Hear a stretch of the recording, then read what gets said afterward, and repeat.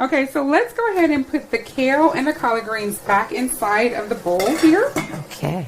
And we're going to slice up the mushrooms. And then by the time we finish slicing the mushrooms, guess what's going to be ready? What's ready? The broth. The broth. Yeah, and we're going to transfer the broth to the off of the heat and put our little saucepans on there. So tell us about the mushrooms. What kind? Oh my gosh, we've got 4 different kind of mushrooms. We've got a portobello mushroom. Okay. We've got white mushrooms. Okay. We've got shiitake mushrooms. Okay. And there is a teeny little paste of oyster mushroom. Oh, an oyster mushroom. Very good. But let me tell you why the mushroom is so key. Remember, I'm vegan, but one of the things that vegans love, like most people who eat meat, is texture. Yes. And this gives you that sense of chewiness that you're accustomed to doing with meat.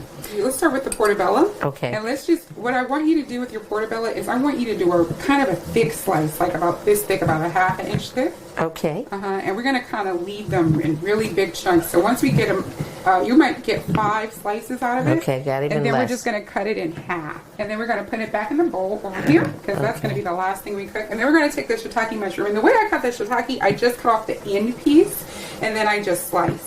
1, 2, 3, 4.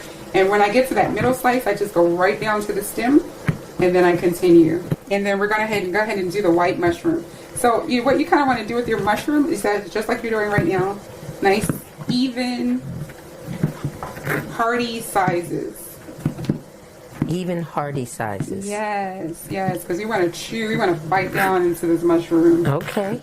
And experience all that texture and flavor. And what I love about mushroom is that when you get it cooking a certain kind of temperature with a certain kind of, that's your oyster. Go ahead and slice that one up. Okay, slice that I one up love too. the texture. Have you eaten oyster mushroom? Yes, I do. It's got such a great texture.